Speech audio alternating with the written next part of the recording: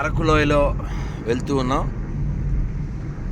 ఇక్కడ ఈ అడవుల్లో ఈ అర్ధరాత్రి ఈ ప్రయాణంలో ఈ చెట్ల మీద చవట నా కొడుకులు ఎవడో చవట గురించి కొన్ని పోస్టర్లా పెట్టారు. ఆ చవటను నమ్ముకోమని, ఆ చవటను నమ్మితే ఆడు పరలోకం ఎత్తాడని ఆడు రాసి ఉన్నాయి. అవి మనం పగలు దాని గొడవ మళ్ళీ చూద్దాం, ఎందుకంటే రేపు మళ్ళీ ప్రయాణం ఉంది, సభ ఉంది కాబట్టి.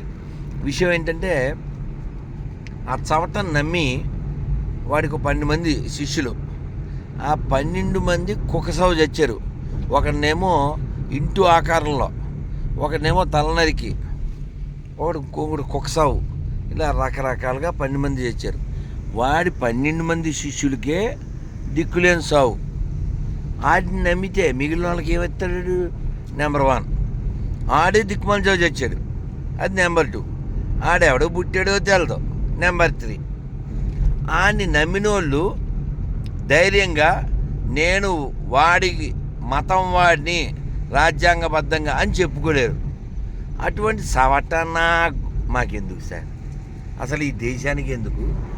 ఆ దరిద్రుడు ఈ ప్రపంచానికి ఎందుకు?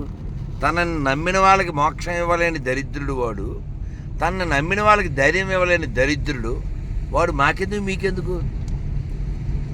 మేకులు కొడితే పీక్కోలేని బోకడాగాడు.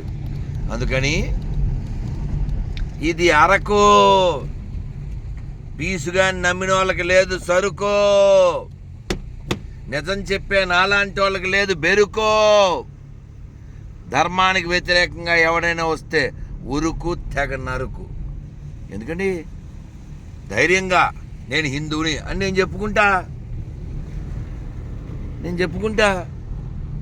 ఇది హిందూ దేశం నేను చెప్పుకుంటా, ఈ దేశానికి క్రైస్తవానికి ఇస్లాంకి ఏ సంబంధం లేదు నేను చెప్పుకుంటా, ఈ దేశంలో పుట్టిన ప్రతివాడి మూలం హిందుత్వమే నేను చెబుతా, నిరూపిస్తా.